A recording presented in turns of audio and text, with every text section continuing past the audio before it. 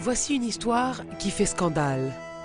Elle se déroule au nord de la Grèce, dans l'une des plus belles régions du pays, mais aussi dans l'une des plus riches en minerais d'Europe.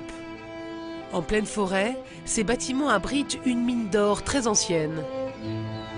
Aujourd'hui, elle fait vivre Yanis et les 600 ouvriers du site. Ils travaillent à plus de 500 mètres sous terre.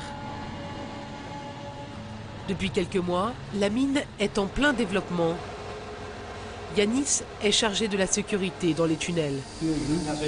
Comment ça se passe ici? Tout va bien, on vient de refaire une couche de ciment.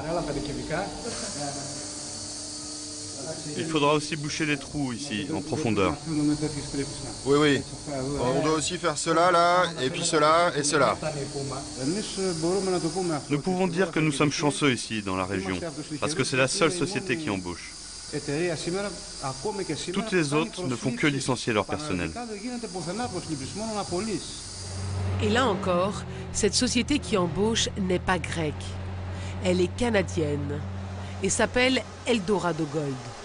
Il y a 10 mois, elle a acheté la mine d'or pour 2 milliards d'euros. Et en guise de bienvenue, l'État grec lui a fait un petit cadeau. Un cadeau que Kostas, le porte-parole du groupe canadien, accepte de nous montrer. Il est plutôt surprenant. Il s'agit en fait de cette forêt, de tous ces arbres. Ils appartenaient il y a 10 mois encore à l'État grec. Aujourd'hui, cette immense parcelle est, comme la mine souterraine, la propriété de la société canadienne. La zone est bien gardée entre barbelés et vigiles. Apparemment, un chantier vient juste de commencer. Les Canadiens voudraient ouvrir une nouvelle mine sur ce site. Mais cette fois-ci, ils n'auront pas besoin de creuser un tunnel. Il n'y a qu'à se pencher pour gagner de l'argent. Regardez ici. Quel que soit l'endroit où vous regardez, vous trouverez du cuivre. Vous voyez ces taches vertes, c'est du cuivre. Et juste pour vous donner une idée de la quantité de pierres que nous avons déjà ramassées et dont il faut extraire le cuivre, c'est 730 000 tonnes. Le cuivre, c'est le principal minerai ici. Du cuivre, partout. Le cadeau de l'État grec s'annonce donc particulièrement lucratif pour Eldorado Gold. Mais pour extraire le minerai, la compagnie a prévu quelques modifications sur le site. Seule façon de le comprendre, se rendre dans les bureaux de la société. Alors, regardez la ligne rouge, ici. C'est la région que nous avons achetée de l'État grec. C'est ça toute la région. La ligne rouge. Nous allons détruire des arbres d'ici, ici, ici et d'ici. Abattre une forêt, l'une des plus riches en biodiversité d'Europe. Jamais aucune société n'a obtenu un tel droit en Grèce. C'est ce qui révolte Yorgos, pour qui le sacrifice de ces milliers d'arbres ne va en plus rien rapporter aux habitants de la région et à son panorama unique. Peut-être que la Grèce va devenir un des premiers pays producteurs d'or ou de cuivre en 2016. Mais comme d'autres pays qui sont de gros producteurs, le pays ne sera pas riche parce que ce sont les sociétés exploitantes qui prennent l'argent. Ici, ce sera la compagnie canadienne Eldorado Gold, alors que les citoyens, la région et la Grèce ne gagneront rien. Qui donc alors avait intérêt à faire ce cadeau aux Canadiens? En novembre dernier encore, les riverains manifestaient leur colère, comme le montrent ces images tournées par des militants anti-mines.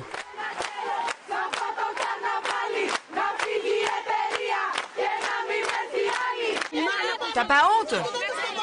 C'est illégal ce qu'ils font. Des manifestants qui ont appris du jour au lendemain la vente de la forêt. Alors ils s'interrogent. Que cache cette transaction?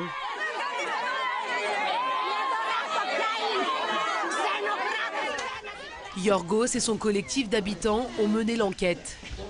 La forêt a été cédée pour 1 euro symbolique sans appel d'offres. C'est contraire à la loi. Et c'est le maire, disent-ils, qui aurait facilité la transaction. Il est difficile d'avoir des preuves, mais tout le monde pense qu'il y a un scandale. C'est même évoqué dans la presse. C'est difficile de savoir qui est impliqué, mais dans cette affaire, il y en a un qui a joué un rôle déterminant, sans hésitation. C'est Christos Paktas. Christos Paktas. En Grèce, ce n'est pas n'importe qui. C'est un homme politique connu. Il a même été ministre. Nous décidons de le rencontrer. Bonjour, comment ça va? Excusez-moi, je vous avais pas vu. Vous allez bien? Ses opposants lui reprochent d'avoir bradé la forêt et peut-être d'avoir touché de l'argent. Sur le soutien au projet canadien, le maire est très à l'aise. Pour lui, il s'agissait surtout de sauver des emplois. Il y a 1500, 1600 places de travail qui vont être créées dans les années qui viennent, directes. Il y a encore 3500 indirects qui vont être soulevés aussi. Donc on aura une chambre d'à peu près 5 000 places de travail qui sont là. Mais qu'en est-il des accusations de corruption? Nous décidons de lui poser la question. Vous avez gagné quelque chose pour votre soutien aux Canadiens? Mais qu'est-ce que vous dites, vous?